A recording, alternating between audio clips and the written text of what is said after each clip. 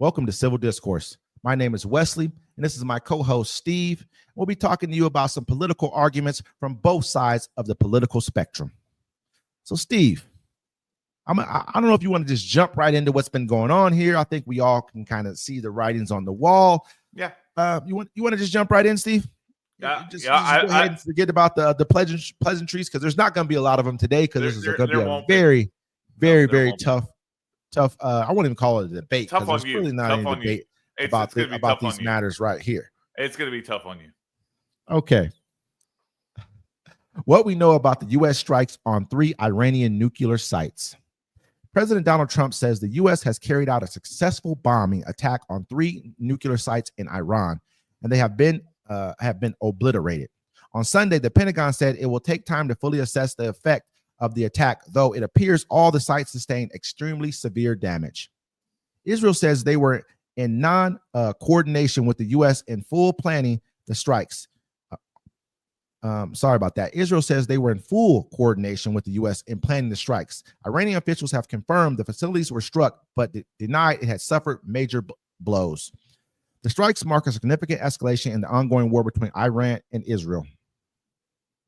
So, let's just start from right there. I know we got a little bit of a little tidbit of the conversation about what's surrounding this whole entire situation. So, what do you think, Steve? Is this a good thing that's happened here with Iran and the USA, or with us attacking Iran? Do you think this is a positive step in the right direction? Because the first thing Trump said was, "Hey, we bombed you. Now it's time to talk about peace." Do you think peace is? What have I always said? What have I always said? What have I always said? Peace through strength. That's how you have to do it. In a world that we live in today, you have to have the strength to go with the peace. If you don't, you're never going to get them to listen. You're never going to get them to come to the table. You will never get them to actually sit down and have talks. We've seen it for 40 plus years since that theocracy came into power and took over the embassy in Iran. Has been nothing but bad news coming out of that country. So how did that end up happening? Who overthrew, the original government, then inserted a king in place there, or a Shah? I think it was a Shah. It was a Shah. 45 years ago, I was only a child at that time. Yeah. So I wasn't really politically minded. So what I look at now, I don't really give a rat's ass what happened before that. I give a rat's ass about what's happening now. So I don't care about 1980. When you can't control their government anymore, when you no longer can control what's going on in that country, you decide now it's time for you to bully and try to. All right. That's what's happening here. Well, before you go there, what kind of country are we talking about? What kind of country are we talking about? Tell you please tell me, because we are talking about a theocratic country where they kill gays, they rape and murder women because they don't listen. Oh, I mean, okay. So you know this because you've, is this just things that you've heard, or this is what you know? That's their religion. They kill, honestly, you don't believe that? Then you're crazy. No, honestly, I feel like, religion as a whole. Wesley, have you ever spent time in the Middle East? No, I have not. I have. So to say, okay, so you've witnessed them raping and killing women because they didn't listen, and you've witnessed them kill gays. I'm asking. Have you ever read the Quran? I've read the Bible too. I've never witnessed it. No, I've read the Bible. I've read the Bible, and I've heard things in the Bible that will make me cringe at this point in time too. You have seen reports of people in the Middle East getting thrown off buildings because they're gay. I've watched things go on here in this country because people are gay. Let's not act like we don't. What we do a lot of times, we conflate things that happen. No, you can't one-off things. That. It's not one-off. This happens every goddamn day. Every day people are just dying, being thrown off buildings because they're gay over there, right? So it's probably a lot of people dying in our country because of this too. We cannot sit back and allow like what the media says or one little thing that happens and like, oh, this is who they are as a nation. We know that like over 50%, or I think it's like 50 or 60% of the people who are engineers who are coming out of college engineers are women in Iran. We don't really even know anything about Iran. We only know what they say. We don't know enough. This is what I'm saying to you. We sit back and we act like these things. Oh, it's theocratic. Look at what we're doing right now. We're trying to make our kids read the 10 Commandments in school in our country. Let's stop this, man. We can. Well, we're not a theocracy. We don't live our lives by a what did Trump just trying to do in the federal government when he's trying to insert the lady to come in and say whoever's not Christian, and they're trying to fire them from their federal jobs. This is, man, what are we talking about? Are we talking about Iran, or are we talking about the United States? Both. Okay. Because you cannot sit back and act like you said, who are we talking about as a nation? Let's not put down that nation and we don't even know the truth. Why would the United States bomb nuclear sites? Why? Control, but over Bibi Netanyahu. This dude right here. Do we know how many nuclear? Do you know how far? You know how far along they were enriching uranium over there? They were at 60%. You know the fact. They were at 62%. Okay, and 2 months ago, what did Tulsi? 20. You only need 20.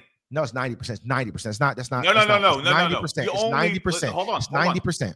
For a nuclear weapon, yes, but you only need 20% to have power to use it for power.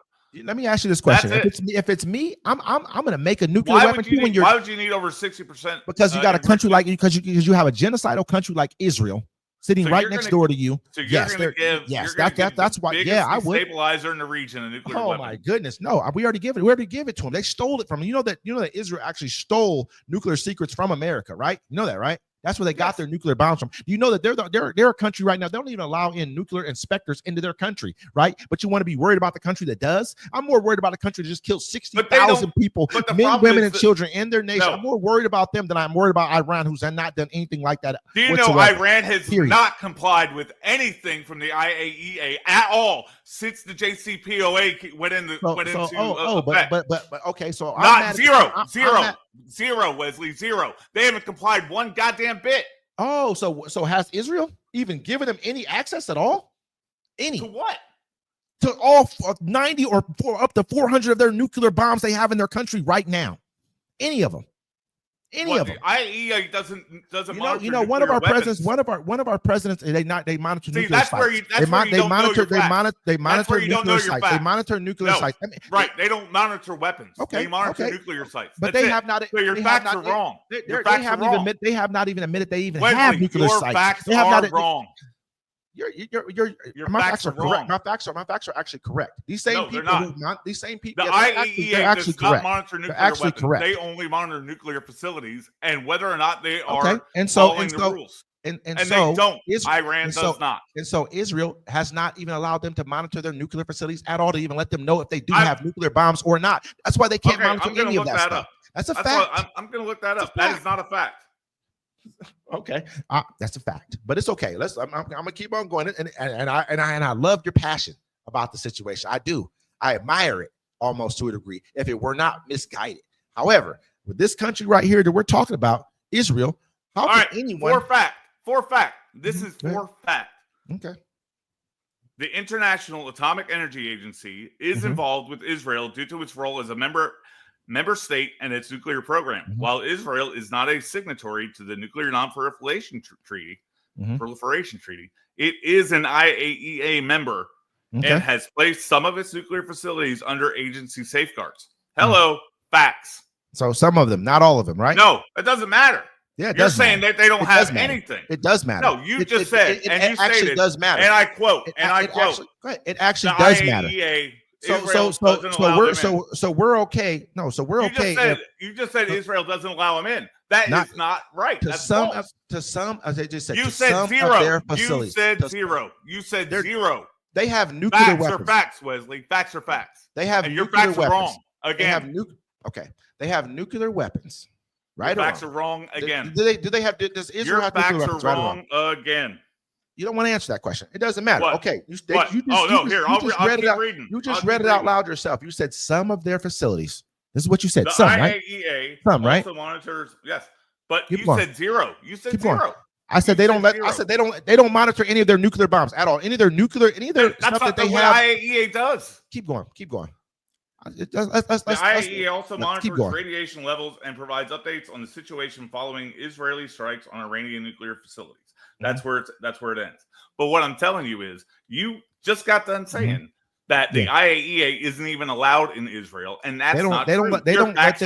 They do not monitor any of their nuclear sites that they don't want them to monitor, which is a lot of them. Where they have their nuclear bombs at. They don't monitor bombs. That's a fact. That's a fact. They don't monitor bombs. How? What? How do I get that through your head? You've already got. How do I get that through your head? You've said it several times. And you're still coming back with the wrong facts. No, what I'm saying is, okay, so if I'm only monitoring a few of your facilities, then the other ones must have something in them that you don't want me to see, right? Right or wrong? Correct? No, I'm not part of the IAEA. Okay, and like everyone knows, whenever you look at allowing them in.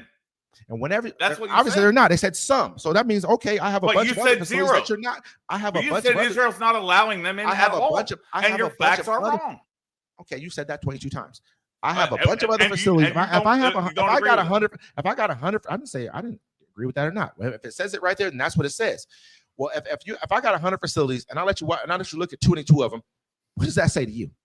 If I'm in Iran, I'll let you look at all mine, but you're saying I'm not complying with what you want me to do, but I'm the bad guy. What does that say to you?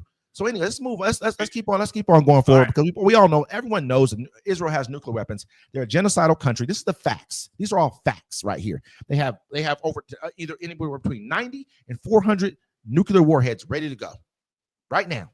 And so we're angry. Are they threatening anybody? Okay. What are we talking about? You don't have to threaten. They're not going to threaten to use something they haven't even acknowledged that they have. They haven't never acknowledged that they even have these. Do. No, they obviously do. If the IAEA is over there monitoring their nuclear program, they're monitoring the nuclear. They're monitoring their nuclear program. Your suppositions are so wrong. They're monitoring their civilian nuclear program. That's what they're letting them see. Yes, you got to reread. That's all they need to see. Why they are not part of your nuclear sites. So somebody, okay. Thank you very much for answering my question and completing everything I just said to you just now. That's what you just said just now. Thank you very much. So all that bluster, you said that's all they need to see. That's because they don't monitor weapons. Wesley, listen, they don't monitor any weapons. Okay, so you just said they don't have any weapons. You just said you don't know if they have any weapons, right? You said they're not even allowed in the country. So we're like I said, your facts are way off. If I lead you into the country and be like, hey, you can look there, and there, but you can't look over here. Let Iran go do that. Okay, let Iran go do that. They have done that. You know what I mean? They're not doing it. They haven't done it recently. That's why the IAEA said they were not following direct. You said they are not complying. No, I think they're not complying by having uranium enriched by 60%, and they don't need it there. But anyway, the fact that let's keep moving. Let's keep going on, because I mean, it's just the whole point there is just crazy to me that you would try to create that kind of a narrative based off the fact that. But you lied. You lied to everybody that's watching, saying that IAEA is not allowed in the country. That's they don't allow. Okay, that's exactly what you said. You lied to everybody watching this program because your facts were wrong. Do you know what people won't say? They won't be mad about the story. They won't be mad about me mistaking the fact that they're only allowed into some of their nuclear facilities. Some. Right? You said zero. So very few. Oh my God! So like I said, if I got 100 and you only let me see 22 of them, but then you don't even tell the world that you have nuclear bombs, was I really wrong? Let's be honest here. Yes. Okay. Yes. You were really wrong. Whatever you say, and I'll take that. I'll take that on the head. I don't have a problem with that. I'm not gonna say okay, maybe my facts were a bit off, but they weren't far. They weren't far, and it wasn't an intentional lie, or what I'm saying, anything like that. Period. From zero to some is a big difference. Okay, whatever you say, but like I said, okay, let's get back to the facts on hand. Thank you very much for finding out that they were allowed into a partial amount of their facilities. I have something I need to bring up here. Yeah. So, who is the biggest destabilizer in the Middle East? The USA. And that's according. That's no. The USA and Israel. According to every country in the USA every and Israel, country, I believe. No, that's not true. It's Iran. They're the only ones that call and I'm gonna. Iran is like one of the only. I think they're Shia Muslims over there. I think they're Shia Muslims, and most of the other ones are not. They're Shiites. The rest of the other countries are Shiites. That's the problem that they have with most of the other countries over in that region. Listen, I've got a quote that my wife came up with earlier, and this is probably not something new. This is about Iran.